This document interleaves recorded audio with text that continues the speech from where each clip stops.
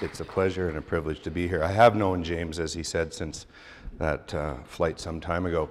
I've been actively involved with the private aircraft world for quite some time in a very fumbling and discombobulated way.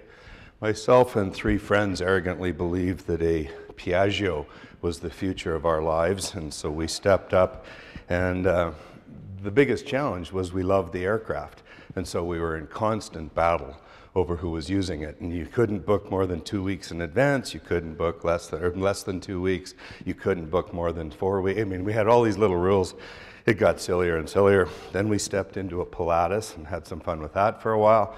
And then, of course, the four of us decided we all needed our own aircraft. And one bought a fighter, well, if you know Mike Smith, he bought some fighter jets. That was a slightly different twist on what we were doing. And we bought, a couple of us got together and bought a Falcon 50, and an amazing aircraft. And one of the reasons we bought it was it would never go down in value. Yeah, okay, I can tell you guys know what that game goes.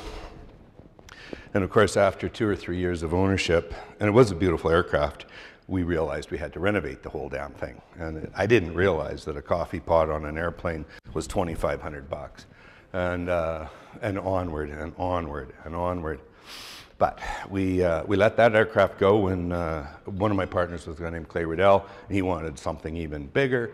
But all along, in order to accommodate the challenges we had of sharing our owned aircraft, we stepped up and participated with AirSprint right from the start, and so have participated in several different aircraft there. And in my own world, my long haul is Air Canada, my short haul is generally WestJet because I like the bigger aircraft, and then my travel to strange locations where you can't get otherwise is always on a private, or coming home at midnight from Regina, or as James has started to specialize, going into aircraft or airstrips that are abandoned. So I appreciate your your support there. And when I say abandoned, in this case, my daughter lives in Pemberton. I would love to be able to spend, getting to Pemberton is such a nuisance, but it also turns out it would probably be rated as one of the top 10 most dangerous runways in the world, as it's been described to me. And then I was just asking James this morning about Grande Cache, Alberta. I had an amusing moment. I was in Belfast this weekend, and I reached out because I knew I had to get to Grande Cache. We're doing some work up in that area. So I called AirSprint's concierge service and said, can you tell me what it's like to get into Grande Cache, Alberta, and or Grande Cache, I may not have said Alberta. And then I said, what's the nearest aircraft or airport to that? Well, it turns out in the island of Martinique, there's an airport that sounds like Grande Cache. So they were working on putting an itinerary together to take me down there. Whereas I really just want to go north of Jasper to Grande Cache, where we're building a gas pump. Anyway, so I've had a lot of experience running, but maybe 10% of my travel is private, and it's probably some of the most important travel I do. For those of you, and I don't really care who your home hockey team is, I bought into the Nashville Predators just over a decade ago, and I had the privilege of stumbling into the opportunity. The first night I was in Nashville, went to a dinner party, sitting with some people somewhat randomly, and of course, as a Canadian, the topic of hockey comes up quite quickly, and then unfortunately I admitted that I was friends with Jim Balsillie. And when I say unfortunately, he is a friend. He's a little crazy, but he is a friend. But he at the time was trying to take the Nashville Predators and steal them from Nashville. So the fact that I knew him was enough to cause the hair on this guy's back to go up. And we talked a little bit about it, and I admitted that I'd looked at buying into the Calgary Flames at one time, and it hadn't come together because of the lockout in 2004. Anyway, we got talking. He said, well, are you still interested in buying into a hockey team? And I said, well, yeah, I would be. I was down in Nashville with a friend who was a musician. I was looking at helping her launch her career, and to have a local presence in Nashville seemed to make sense, even if it was a hockey team. Anyway, it turns out his family was part of the new ownership group, and someone had dropped out of the group that morning. The next day at noon, I met with the two other lead partners on the group and shook hands on what was then the largest investment I'd ever made, and that was buying into the Nashville Predators. The abuse I took from family and friends was extraordinary. What the hell are you thinking? It's not even a hockey town. Well, 10, 12 years later, you must know the story, but we've come a long, long way. Now, a little bit of background. Dragon's Den was fascinating as an experience. I watched the first season, and one of my best friends was on the show, a woman named Jennifer Wood from Edmonton, Alberta. And I watched one episode. I don't watch a lot of evening TV. And I watched one episode, and I was disappointed. I was disappointed in the commentary, the theatrics, the what I call pretend or faux business commentary. It was pointless. It was a complete waste of my time. The show had no relevance. And then the next year, Arlene Dickinson, also a friend of mine from Calgary this time, took over from Jennifer. And so I thought I'll watch it again. And for those of you who've seen the show Groundhog Day, it was just a repeat. It was as irrelevant as a show could be. And again, the idea of someone making a pitch, then you do the deal on air, and then, you know, the order of things just didn't work in terms of how real deals are done, in terms of homework. You know, you do the deal on air, and then you do your homework. Doesn't make sense. At least that's the way the edited version appeared to me. At the end of the second season, I happened to be down with a group of family and friends in Tijuana, Mexico. We were building homes as a family and team building exercise. And this was back in the day of the BlackBerry. And at that time, you had to climb up a hill where we were working, which was literally a garbage dump, so that you could have line of sight back into San Diego, and all of a sudden the emails start coming in. So every half hour I would run up the hill, get a few emails, come back down the hill and do some work. In this case, I got an email that said, "We'd like you to be the next Dragon." All of a sudden the show had relevance. It was interesting. Now, in the world of CBC, they said, "We'd like you to be the next Dragon," and of course that's all I read until I got home a couple of days later and discovered they wanted me to come to Toronto and try out. So it wasn't mine to lose, it was mine to chase. But I was still interested because I actually did believe in the celebration of the entrepreneurial experience. I didn't like the way they were doing it. I knew that very few deals were actually done. I knew that virtually none were closed. But for 30 years, 20 years prior, I had been doing small business deals out of my own pocket. Tons and tons, if not hundreds, of early stage investments. So I went to Toronto, gave it my best. There was 4 of us, Arlene and Kevin on either side, and then myself and the person I was going up against who was trying out. And at the end of the morning, they took me aside and said, "Look, we're gonna let him go, but just so you know, we do like your work." It's okay. They said, "Well, 2 things. One, you look better on camera than you do in person." So I could tell the compliment was coming in a bizarre way. And they said, "But the reason we're not going to go with you is that you're not mean enough to be a Dragon." And my instant response was, "Look, if mean means being a prick for the purpose of television, it's not in me anyway. I have no interest in this show." And we parted ways, just fine. 2 months later, I get a phone call. I happened to be in Zimbabwe, Victoria Falls, and it was 4 in the morning. And I was traveling with my 2 daughters. We were doing some aid work and some safari. And the rule they had was the phone was put away and turned off and in a bag 12 hours a day. So this call happened to come in at 4 in the morning. And so I was clear and free to take the call. And it was the producer of CBC who said, "Look, you're still in the running. And we start shooting in 2 weeks, and we've narrowed it down to you and 1 other person." I said, "What do you mean narrowed it down?" He said, "Well, we've interviewed 65 separate Dragons, and there's you and 1 other person still in the running."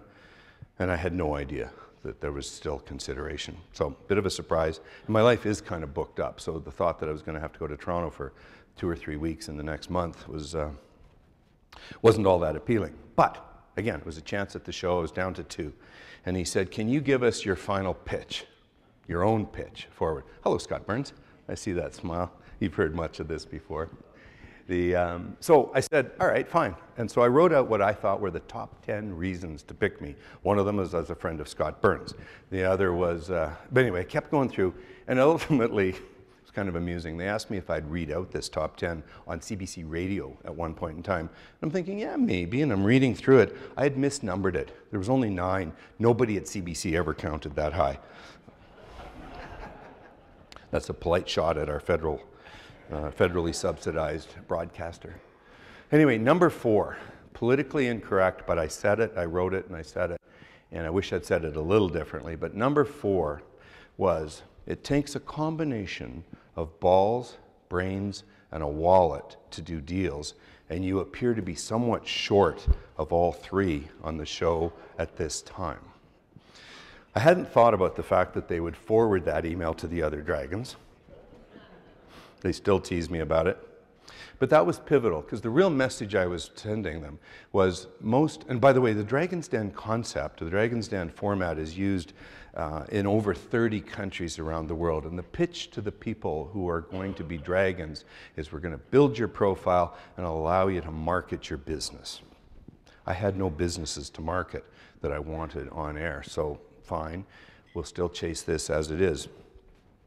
But the opportunity to go on the show at that time was meaningful to me. And so I jumped on it, headed to Toronto, and undertook what was 3 very interesting seasons. The first season I did was only 12 episodes.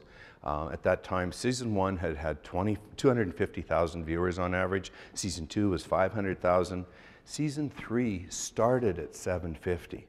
So clearly it had momentum, and I had the privilege of being there. The show didn't take off because of me, but certainly with me, and I'm proud to have been part of that.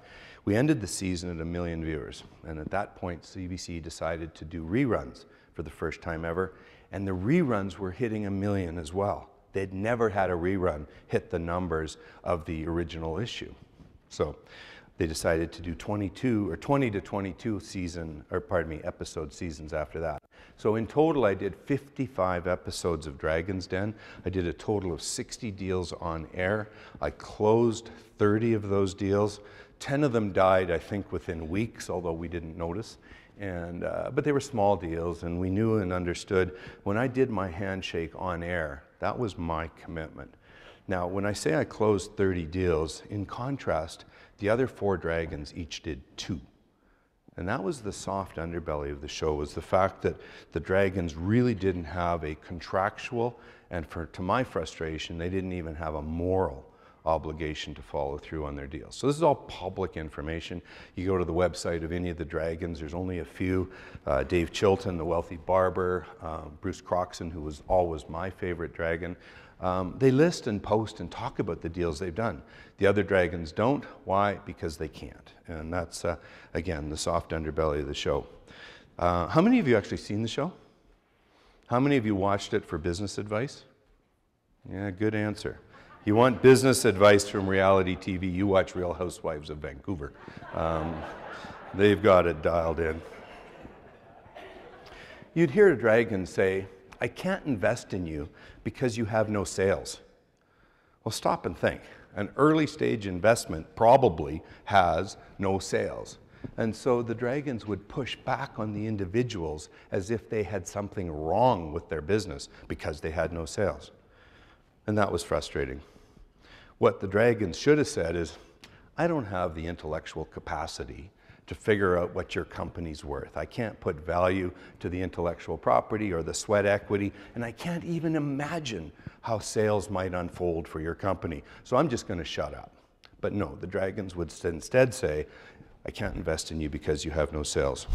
Jim Treliving's one of my favorite dragons, but his normal out, if you watch it carefully, is, I'm out for now. Well, Jim, there's no follow-up shows. Like, you're out. That's it.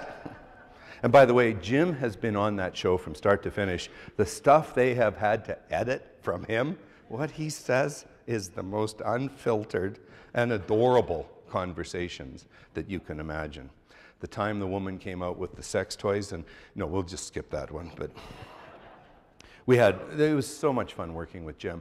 But Jim's people told him that based on impressions, the value of him being on that show each year is $3 to $4 million to the Boston Pizza and Mr. Lube, I think, is the other business he's in. So extraordinary value. And as Jim said, I can't create more value than that for the 2 or 3 weeks I'm in studio. So he's enjoyed doing that. Arlene came back because obviously there's a role in terms of, there's an opportunity from her role to build her brand as a marketing maven, which she certainly is. And by the way, jumping to Q&A right now, yes, Kevin is a prick. We'll just get that out of the way. But But I actually really enjoyed working with him. And to tell another Kevin story, one of my businesses, Canoe Financial, bought his mutual fund company. He was constantly plugging the mutual fund company, and I never thought to mention ours. Anyway, we bought his mutual fund company, got into a dust-up on what are called post-purchase adjustments a year later in terms of how much funds are underway.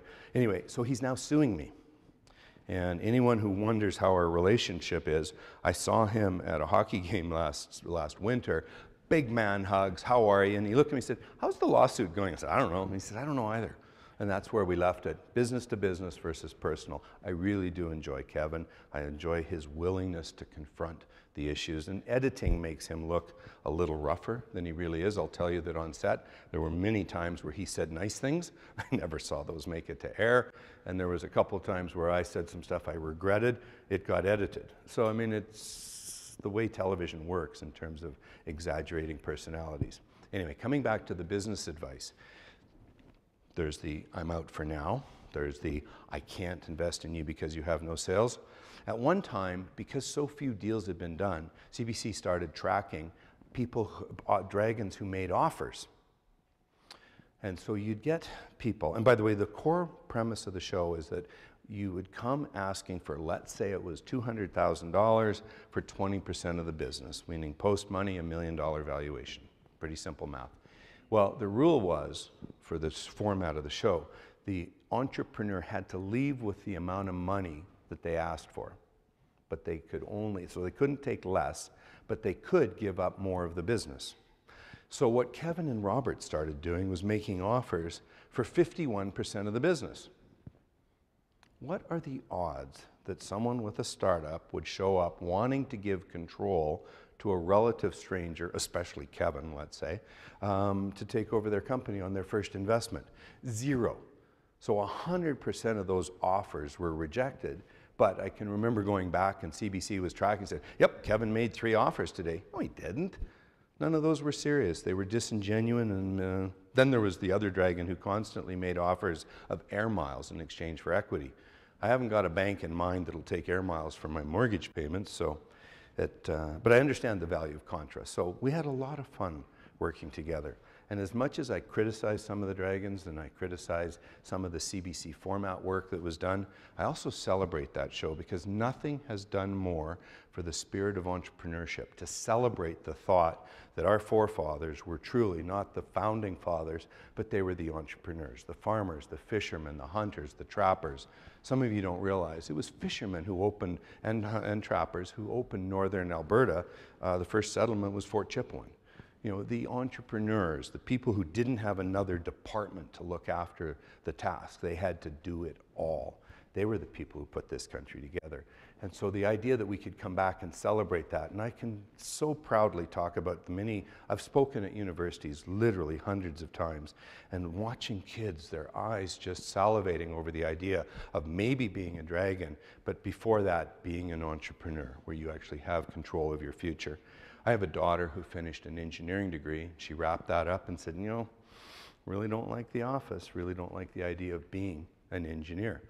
And we had people in our family who chastised her for giving up on 4 years of education. She went to a top engineering school, graduated in the top quarter, but it wasn't her thing. What did she want to do? She wanted to be an entrepreneur. I never once pushed her that way, never once said this is your best course of action, but she's now working as a chef and running retreats and building a bed and breakfast program up in Pemberton, which if we can get in and out of there, thank you very much, James. Yeah, we'd have regular flights. Anyway, we'll leave that alone for later. Anyway, it's the idea that we can spark the entrepreneurial element of each of us. And certainly in my own world, I never thought of myself as an entrepreneur. Growing up in small town Saskatchewan, you know, my dad sold used cars, my mom was a social worker. There was nothing particularly entrepreneurial about my upbringing. But the seed was planted along the way. I had a great-grandfather who had been one of the founders of really literally Saskatchewan and back in the day in the early 1900s. And so hearing the stories of his lumber mill and his grocery store and his hardware store and his ranching empire all kind of inspired me in a way as I started thinking about my own career. And so I did an engineering degree at the University of Saskatchewan, and as virtually 100% of my classmates came to Alberta, I ended up in the oil patch. And I was partway through a career as a drilling engineer when I stumbled across the opportunity to go back and do a business degree at the University of Calgary. And so those two things in combination created an extraordinary network. And the network was my classmates. Often people think about where they're going to go to school based on the name badge on the school. I'd highly encourage you to think about coaching your kids about where is the genre, the cohort of people that you want to spend the rest of your life with. One of my young guys working for me insisted on going to the London School of Business to do a business degree and then wanted to come back and work for me. I reminded him that I'd told him not to go there right up front. I didn't need his global network. I needed a guy who had gone to either the University of Calgary or one of the better Canadian schools for the Canadian network. So my engineering classmates are in every oil company in Calgary. My MBA classmates are in every oil or regulatory body or political body in Alberta. So those two networks proved invaluable. The books I learned from, of course, those were interesting. Now, working with a few minutes of time, I'm going to plant a couple of seeds of what I call the lost art of critical thinking, where we take words and challenge why we just accept them at face value. And let's start with diversity. We had a lot of people talking about the importance of gender diversity.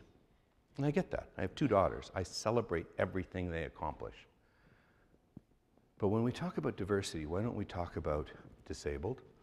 Why don't we talk about LGBTQ? Why don't we talk about age? Why don't we talk about geography? Why don't we talk about skin color? Why don't we talk about religion? Which diversity matters? And of course, it's based on self-interest. And so we've got to slow down when we see some of these diversity goals. Certainly our federal government now talks about adding diversity into our pipeline review process. It just makes no sense at all, but I'm not going to go political. You already know where I would go if I did.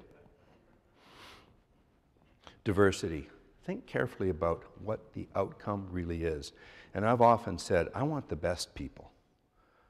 And I'm not going to judge them based on how they got there and what they think about at night. I want them for the job I'm doing.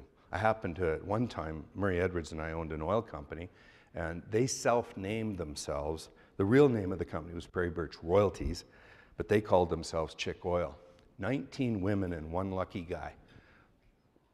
That's what we had working for us. And not once did we ever talk about who we would hire next based on diversity. It was based on the right person for the job.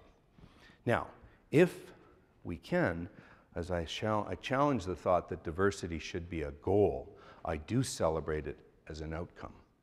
And if the outcome doesn't feel right, do what you can. I'm on the board of the 40 Under 40 community, which is the Caldwell Partners National Program, and we've taken intense abuse from a couple of women's groups for the fact that we haven't had 50-50. And they finally allowed me to write a letter because I was so pissed. And I said, look, this isn't an issue about picking men over women, women over men. It's picking from the cauldron that we're given. And if you think women are underrepresented, make sure they're nominated. Do your work. Don't abuse us for the fact that we chose the best that from what we were given. Make sure more are nominated. Enough on that. I am a 2-time cancer graduate. I prefer the term graduate greatly to the concept of survivor. Survivor for me means I barely made it. I'm lying on the beach. I just flopped over the fence. I'm just barely there. Cancer round 1 actually saved my life. Scott would know the work-life balance I was in would have ended my life. I was in a pathetic set of circumstances relative to family and friends. The only thing that mattered was my 24/7 opportunity to do oil and gas deals. I was good at it, I enjoyed it, and every hour I worked meant money.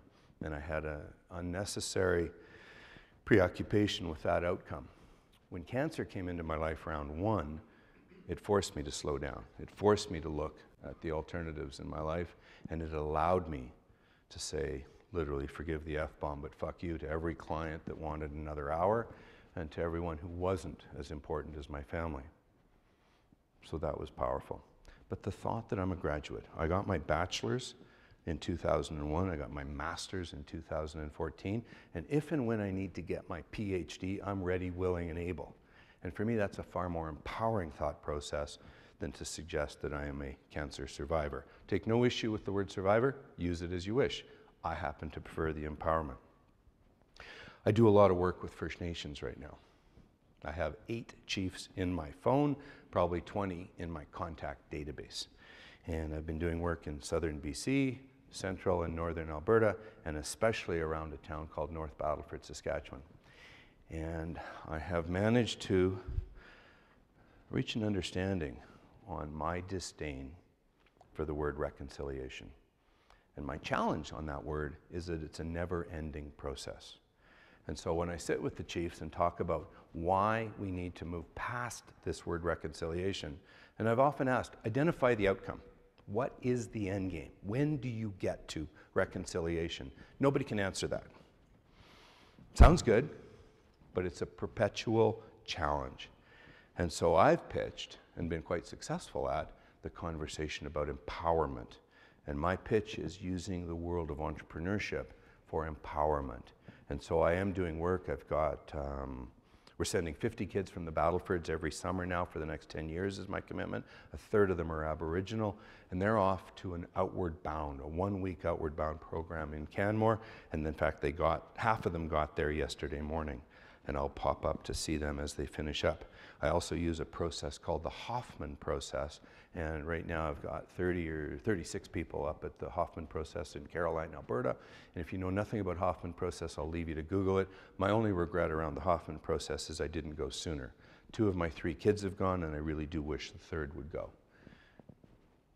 Most of my staff have participated. Right now at Hoffman, we have 8 Aboriginal people who've never stepped outside their comfort zone dealing with a Hoffman process with a bunch of people from the Battlefords. To me, that's about empowerment. It's got nothing to do with this amorphous, ill-defined, maybe never-ending process called reconciliation. Going back to words, I take issue with charities that focus on domestic violence. I've been through addiction treatment, I've been through trauma treatment, I've been through Hoffman, and in all of those processes, we come to understand that violence is but one form, one horrible form of abuse. But we need to embrace and understand the umbrella of all things that constitute abuse. Sexual, physical, emotional, withholding intimacy. There are so many elements to the conversation about what constitutes abuse, not just violence. And the problem for me is that gender-based work, or when we focus on domestic violence, it's often done through a gender lens, men hitting women. It doesn't for a moment take into account a woman hitting her elderly father, elder abuse. We need to broaden the conversation. And again, I will never tolerate people being hit for any reason. That's not what I'm about. But the idea is that we have to broaden the conversation. Likewise, in the world of stigma, mental health is a world that I work a lot in. And I hate the word mental illness because it instantly takes you down the wrong path. Mental health, mental wellness, I can handle those words. I have bipolar disorder. Anyone chooses to judge me for that, I came to the conclusion a long time ago that the shame is only on you. How many people here know someone who has a mental health issue? You know what? 20 years ago, it probably would have been 10 people put their hands up because no one wanted to admit that they knew anyone. I grew up in North Battleford, as I shared. We had a mental hospital there, but it wasn't called the mental hospital. It wasn't even called the Saskatchewan Hospital in the vernacular. It was called the loony bin. There was nothing respectful about how we referred to it as kids. And in fact, we were warned if we saw any of the patients out with a rake, steer clear, because you never know. But those were the things that we dealt with at the time. Societal norms were wrong. Even the world, and I'll acknowledge probably 20, 30, pardon me, when I was 20, 40 odd years ago, homophobia was an ordinary course. The concept, I remember when one of my mom's social workers was beat to death, baseball bat in Saskatoon. I don't think they ever looked for who perpetrated that crime. 40 years ago. My son came out 10 years ago, and I'll tell you, nobody celebrates the right to acknowledge that love is love more than I do. I couldn't be more proud of who he is and where he is in this world. But speaking of proud, I went to a parenting course many, many years ago, and I'm sure I learned a lot of stuff, but I was the only single person there. I had chosen to go shortly after divorce, and I was the only single person there. But one of the most memorable takeaways from that program was that I would never tell my children that I was proud of them. Again, playing with the words. And it goes back to, I can be proud of them, but the first line is a very subtle shift in the words, and that's to simply say to them, you must be proud of what you've accomplished. Let them own the moment. Who the hell are you to take ownership of their math exam or their hockey game or their football experience, whatever it is? They're not on this earth to serve you and please you and make you proud. Let them own it. Same as I would do with a staff member. We come out of a business pitch, a meeting, and I've turned more than once and said, you got to be proud of how that went. Yeah, I am proud. Well, let your children celebrate that same moment. Let them be proud of what they've done. Now, I've bounced around. I got another dozen of these little words that I like to play with and challenge in terms of thinking, but I also am respectful of time. We got about 10 minutes for questions. I'm happy to take questions that go in any direction you want to go, whether it's stuff I've raised or things you don't agree with. I'm perfectly fine to have that conversation, because that's probably the most important thing we can do in this world, is have the conversation. Thank you for listening.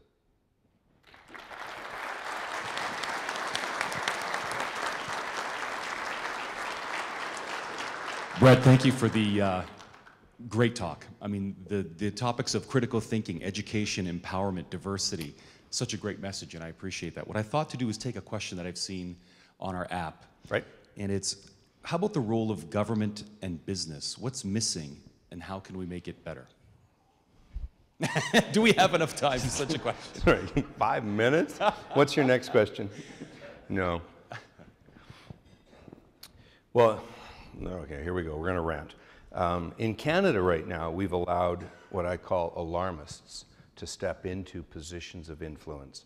And it's very public information in terms of both working for Notley when she was in power and certainly working for Trudeau.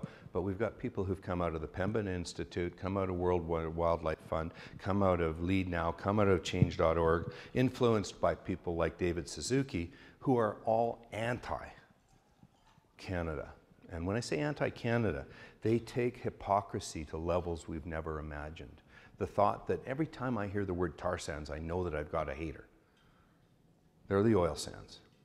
That's what they are, that's what they're made of, and we can produce them. The average greenhouse gas consumption related to an average barrel out of Canada is lower than the global average, and yet the protests are only on Canada. And they are exacerbated by the fact that we had people like Gerald Butts and Telfer, Katie Telfer, people who all came out of these organizations who don't have Canada's best interest at heart, but in my mind have their own self-interest at heart. I am not a separatist.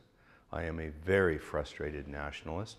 We would never have built the Trans-Canada Highway under the current platform that we're suffering under, Bill 49, Bill 48, 69 and 48, doesn't matter. We would never have come together. The way we have stalled infrastructure in this nation is one of the biggest challenges. So I think we have too many lawyers in power, but forget that. I'm sure there's some lawyers in the room. Ignore that, was just a shot at the legal profession. But we do have too many people coming out of these, call it eco-extremist organizations, who are never called to task on critical thinking. They say stuff and it's never challenged. So I apologize for the F-bombs on my Twitter feed, but come on in. I have a lot of fun there. Anything else? Anybody want to raise their hand? I can come there. Brett also encouraged... Someone in the front here? Go ahead, sir. There we go. I'll come over there. Feel free to either speak it out or wait for me. State your name, your aircraft, and what your last flight was. No, just your name is good. Bruce Gowling. Very nice to meet you, sir. Thank you. Thank you for your time. I'm really interested in all the success you've had in business. It's mostly about dealing with people, and I'd really like to hear what you learned on the journey that can help everyone be successful in interacting with people. I appreciate that. So I often get asked what a young person should do to become an entrepreneur. And my first and only word is retail. Retail. And the reason for retail is that it develops interpersonal skills. Whether you're serving a burger at McDonald's or selling blue jeans at the Gap, it's interacting with people. You'll develop the other skills you need, accounting and finance, and if you make something, whatever it is, for production or a service, whatever the skill is required to provide the service. But without marketing, you have nothing. And in fact, my most valuable course that I ever took, bar none, is my business program, was called Consumer and Buyer Behavior. Understanding the word post-purchase dissonance, where a large purchase is made and you immediately begin to regret it, and why people do so much work. We got into placement of where milk and bread should be in a Sobeys or in any grocery store. We had some fascinating conversations, but it was about the intellectual element of marketing.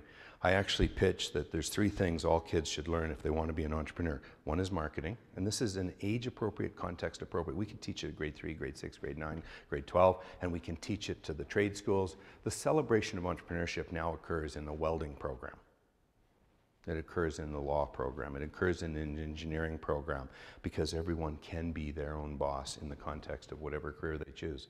But the study of marketing, the study of entrepreneurship, and I don't mean the tools of entrepreneurship, examples of some of the great entrepreneurial stories. And there's big ones, the Sobeys and the McCains and the Riddells and the Edwards and the Jimmy Pattisons. And there's lots of great stories of guys who live literally on exalted pedestals. But I'm talking about some of the people who own 3 corner grocery stores or a couple of gas stations. People who figured out how to make it work. And it's always been marketing as their point of differentiation. The question of diversity, and does that add value?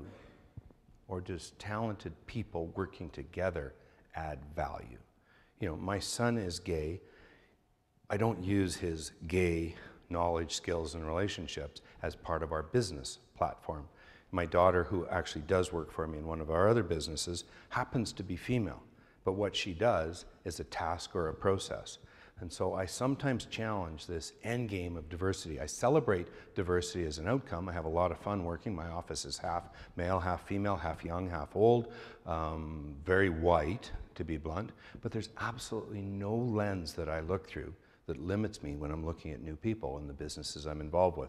And I am invested in Aboriginal businesses right now. I don't care in terms of some of those backgrounds. If you limp into the meeting or you struggle because you hit the wall and whatever. What I care about is passion. What I care about is dedication. I care about integrity. I care about honesty.